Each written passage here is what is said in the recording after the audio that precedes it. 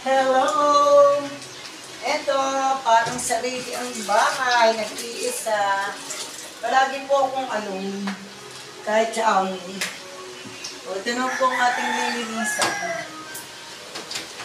sa kusinaan.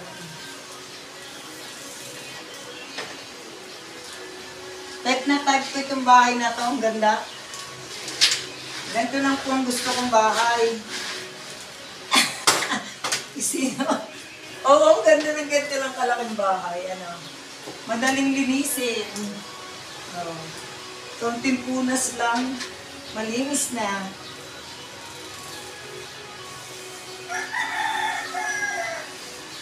O, kayang-kaya po pati kisame.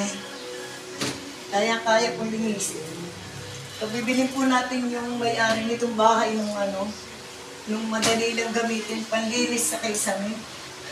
Kung meron po nun kasi, ako po kasi talagang maglilinis ng bahay mula po nung ako'y nabalo. Ako po yung naglilinis ng bahay na malalaki. Sinasampa ko pa po yan, yung mga bintana. Tapos, may mga ayos po sila talagang panlinis. Oo, ang galing. Kaya lang ngayon, dahan-dahan na lang ako. Kailangan present of mind. Kasi, mahirap na pumaksidente. Kasi, 65 years old na po ako eh. Kaya ako mapapanood ako ng kaibigan ko dyan sa saan nga yun? Sa Barcelona, Spain. Sabi mo, hindi dyan tinitingnan ng edad Dito kasi sa Pilipinas, pag 60 ka na, hindi ka natatanggapin. Samantalang yung mga 40-han lang, hihina pa kaysa sa akin,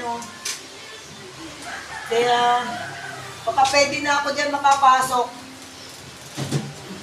Sa bagay na, dito na nga ako Oo, pag-iigihin ko na lang ang trabaho ko dito. Para hanggang tumanda ako, meron akong trabaho, Ang hirap po kasi aasa tayo. Hanggat kaya pa po natin ang magtrabaho, dahil nga lang po ako po'y parang nawala na ng gana sa buhay ko nung naiwan ako ng mister ko eh. Opo, takot na po talaga ako maghanap buhay. Kaya ako po talaga maghanap buhay pa eh. Kaya naninervyos na po ako mag-business. Kung uutangin ko lang din po yung perang gagamitin ko sa business ko, magtitiis na lang po ako na ganito.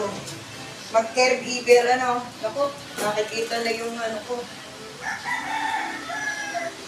Para lang yan sa jewa ko.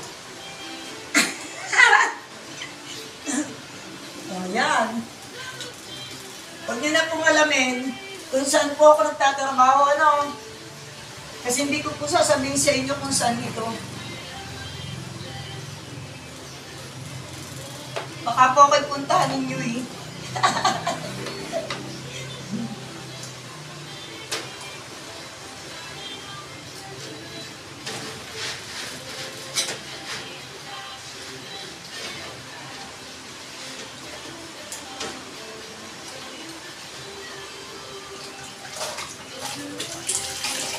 Pang ko lang po yan, pang content. Malay mo, masoldohan na ako ni Boss Meta. O, may trabaho pa akong ganito. Makapahis ko ng bahay namin. Yun lang naman kasi ang gusto ko. Yun na lang po ang pangarap ko ngayon sa buhay. Papaayos ko ang bahay na iiwan ko sa akin ng anak, Kahit na po mga anak ko ay magsusumikap din.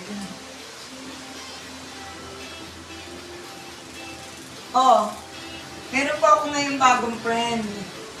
3 araw pa po lang kami friend doon. Sa dating, kasali po kasi ako doon eh. Pero taga rito lang din sa Pilipinas. Taga lang din po. Nakarating na nga po ako sa bayan nila eh. Kaya lang hindi ko pa po shotgun. Bago lang. 3 araw pa lang siguro. Pero, friend lang po kami doon. Gusto na niya akong makasama. 62 years old po yun. Ngayon kung makapanood mo to, friend. Hindi bigla-biglaan ang pakikipagrelasyon. Kailangan, magkakilala na kayo sa isa't isa. Tsaka, yung mga mahal ng gustong makasama, mamahalin mo din yun. Siyempre, mahal yun ng gustong makasama sa buhay. Kailangan, yung mga mahal mo o iya, mahalin mo din. Kung may mga anak, tatanggapin nyo din na kanilang kanyang mga anak. Kasi, ang buhay po natin, ang asawa ko kayang palitan miski lang. Pero, ang anak, hindi po yung kayang palitan. Nagbalintungan man po yung mundo. Anak mo yun. Ganda nga po ditong bahay na to eh. Sayang nga lang at napabayaan nga at hindi po napaglilinisan siguro. Ayan, malilinis pa itong mga tiglas. Marunong naman po ako ng kinds ng glass eh. Ito,